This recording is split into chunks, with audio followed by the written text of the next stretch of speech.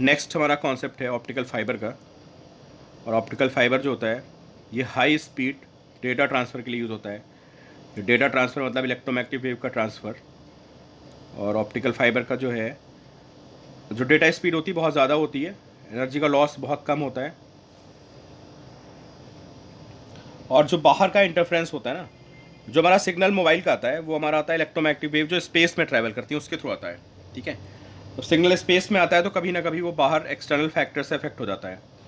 कभी स्ट्रेंथ कम हो गई, कभी स्ट्रेंथ डाउन हो गई। ठीक है। लेकिन ऑप्टिकल फाइबर क्या होता है, इसमें एक्सटर्नल इंटरफेरेंस बहुत कम होता है। मतलब बाहर क्या हो रहा है उस स्पेस में उससे कोई मतलब नहीं है। हम लोग जो इलेक्ट्रोमैग्नेटिक वेव होता है, इलेक्ट्रोमैग्नेटिक वेव को वायर के अंदर भेज देते हैं और वायर के अंदर वो ट्रैवल करती रहती है। ठीक है। बहुत ही आसान है इसका कॉन्सेप्ट होता है ऑप्टिकल फाइबर का। देखिए इसमें ये एक होती है इसमें कोर, इसको जो इनर है सॉलिड सिलेंडर है। ठीक है। दिस इज कोर, ये हमारी कोर हो गई। ठीक है। और बाहर जो होती है इसके ऊपर एक क्लैडिंग लगी होती है, इसको बोलते हैं क्लैडिंग। तो एक सिलेंडर अंदर हो गया, ठीक है, और एक सिलेंडर उसके बाहर हो गया, कोर एंड क्लैडिंग। ठीक है। और इसके ऊपर एक प्लास्टिक का कवर होता है, जैसे हम इसको ये प्लास्टिक का कवर लगा के इसको कवर करते हैं, और उसके अंदर कोर और क्लैडिंग होती है। जो कोर होता है, कोर का रिफ्रैक्टिव इंडेक्स ज़्यादा होता है, क्लैडिंग का कम होता है। ठीक है। तो होता है जैसे कि सिग्नल को भेजना है मुझे,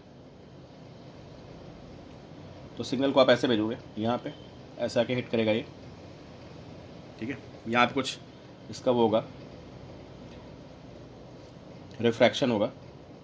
जैसे ये एंगल आपका नॉर्मल हो गया है सरफेस पे आई, फिर ये हल्का सा बेंड करेगा, ये एंगल आपका आर हो जाएगा।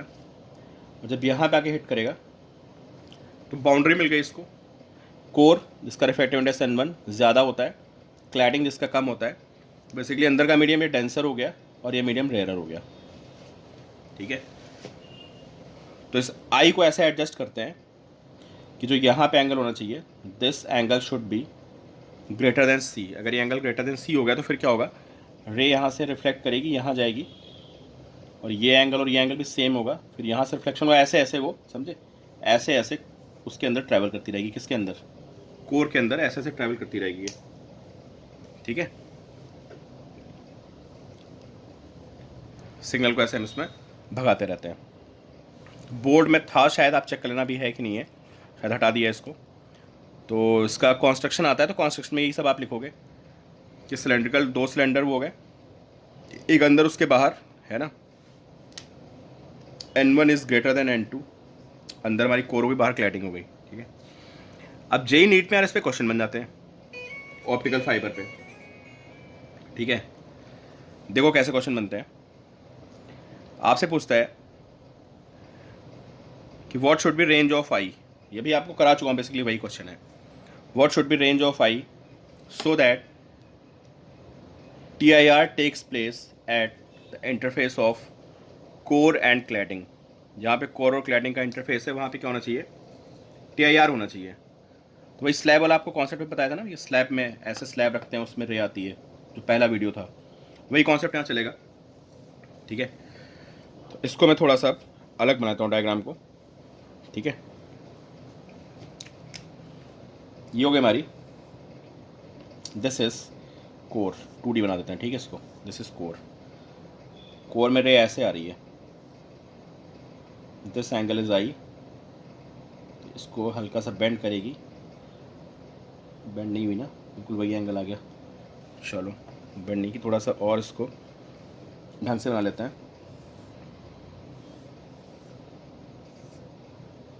This is normal, this angle is i, bend करेगी towards normal, this angle is r. ये N1 है अंदर, अंदर N1 है, और बाहर जो आपकी क्लैडिंग है, दिस इज क्लैडिंग, है ना। ये कोर हो गई, दिस इज कोर, इसके ऊपर एक क्लैडिंग लगी होती है, क्लैडिंग का हो गया N2। और यहाँ पे क्या होना चाहिए, यहाँ पे पहुँच के इस रे को वैसा रिफ्लेक्ट होना है। ठीक है। तो एक बात तो, अगर आप ये आर एंगल होगा तो ये एंगल कितना होगा, this angle is 90 minus r. ठीक है, तो हमारा जो 90 माइनस आर होना चाहिए इसको सी से बड़ा होना चाहिए। पहले सी निकाल लेते हैं। तो साइन सी आपको पता है 1/n होता है ना। Sign C is 1/n। N क्या होता है? N is refractive index of denser medium with respect to the rarer medium. यहाँ पे डेंसर कौन है? n1 डेंसर है, n2 रेयर है। तो अगर आप refractive index of denser medium with respect to rare लिखेंगे तो डेंसर ऊपर आएगा, n1/n2। ये वैल्यू हमारी n1/n2 होगी, n की वैल्यू। तो यहाँ वैल्यू पुट कर देते हैं। तो साइन सी इज़ 1/n, तो ये n2/n1 हो जाएगा। ये हमारा यहाँ पे क्रिटिकल एंगल आ गया, साइन सी इज n2/n1। ठीक है, साइन सी इज n2/n1। और ये मैंने इसको क्यों मिटा दिया? क्लैडिंग को, ये क्लैडिंग थी। ठीक है, अब यहाँ से शुरुआत करते हैं। 90 minus r should be greater than c. ठीक है, आपको बता चुका हूँ मैं कि जब भी ये कभी ऐसे क्वेश्चन आते हैं क्रिटिकल एंगल के, उसमें एंगल वैंगल देखते हैं तो फिर उसके बाद हम लोग दोनों तरफ साइन लगा देते हैं। तो sine 90 minus r should be greater than sine c. This is cos r should be greater than sine c. और साइन सी की वैल्यू हमारी कितनी आई थी? This is n2/n1। Cos R को हम कह सकते हैं √1 minus sine square r. It should be greater than n2/n1। अभी हमें इसमें आई इंट्रोड्यूस करना है क्योंकि हमारा अल्टीमेट क्वेश्चन ये था कि what should be range of i. ठीक है, अब यहाँ पे स्नेल्स लॉ अप्लाई करोगे आप, तो स्नेल्स लॉ से क्या आएगा बताइए आप? यहाँ पे अगर मैं स्नेल्स लॉ अप्लाई करूँगा तो 1 into sine i is equal to n1 into sine are.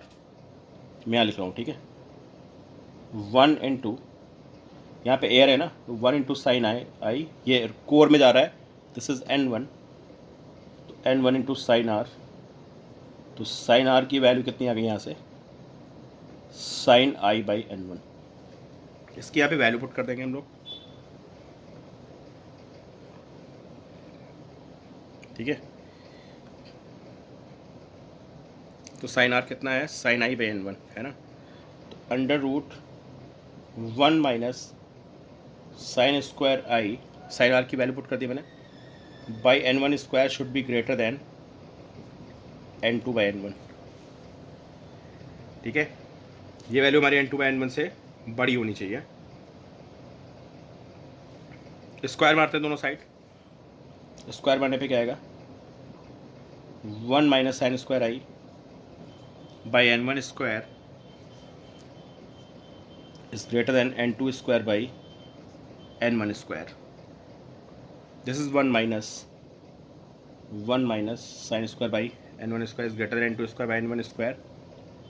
तो यहाँ से इसको इधर ले जाते हैं, तो sign square i is greater than, इसको इधर ले जाते हैं साइन स्क्वायर आई को, इसको इधर ले जाते हैं। तो 1 minus n2 square by n1 square greater than sign square I by n1 square. ठीक है, n1 square minus n2 square upon n1 square is greater than sign square I by n1 square. n1 square से n1 square cancel हो जाएगा यहाँ पे। ठीक है, sine square i is less than n1 square minus n2 square, या बोले तो sine i should be less than n1 square minus n2 square. ठीक है, i should be less then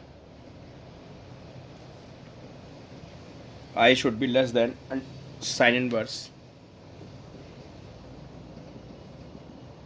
under root n1 square minus n2 square. ये condition हो गई अगर आपका ऑप्टिकल फाइबर काम कर रहा है तो उसके काम करने के लिए जो आपका आई होना चाहिए, it should be less than sine inverse n1 square minus n2 square. ठीक है, अब हमारा जो हमने पिछला स्लैब वाला क्वेश्चन किया था, आपको याद होगा, उसमें ये n होता था, बाहर 1 होता था, है ना।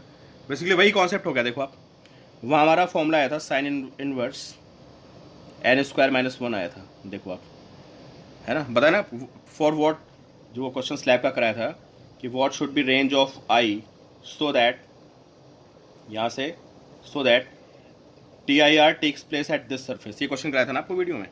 तो उसका आंसर आया था sine inverse n square minus 1। तो ये एन था, बाहर वाला 1 था। तो उस क्वेश्चन और इस क्वेश्चन को एक साथ याद रखना कि ऑप्टिकल फाइबर का अगर आपको कॉन्सेप्ट याद है तो आपका स्लैब का क्वेश्चन भी साथ ही निकल जाएगा। फॉर्मूले जैसे आ रहे हैं, वहाँ पे एन स्क्वायर माइनस 1 आया था और यहाँ पे n1 square minus n2 square आया था। तो बेसिकली वो स्लैब थी और स्लैब के बाहर ये जो एन, मतलब स्लैब वाले में n1 n था, समझे, और जो बाहर वाला n2 था वो 1 था, समझे। तो इसको याद कर लो आप, तो ये आपका कॉन्सेप्ट निकल जाएगा। ठीक है, ये फॉर्मूला डायरेक्टली याद रखना है आपको। तो हमारा ऑप्टिकल फाइबर का कॉन्सेप्ट होता है, और आप सब लोग ऑप्टिकल फाइबर यूज़ करते हो, जो भी इंटरनेट यूज़ कर रहा है घर में वाईफाई लगा के, जिसके घर में केबल आ रही है, वो ऑप्टिकल फाइबर के थ्रू सिग्नल आता है। ठीक है, और आपको पता है कि आपका स्ट्रेंथ यहाँ डाउन होती है कभी कभार, जो आपका फ़ोन का सिग्नल होता है, लेकिन ऑप्टिकल फाइबर में या तो बिल्कुल डिफ़ॉल्ट होगा, कभी स्ट्रेंथ उसमें डाउन नहीं होती है। फॉर्मूला याद रखिएगा, इंपॉर्टेंट है ये, डायरेक्ट पूछता है जेई वगैरह में। ये स्लैब और इनको कपल करके याद रखना, ठीक है।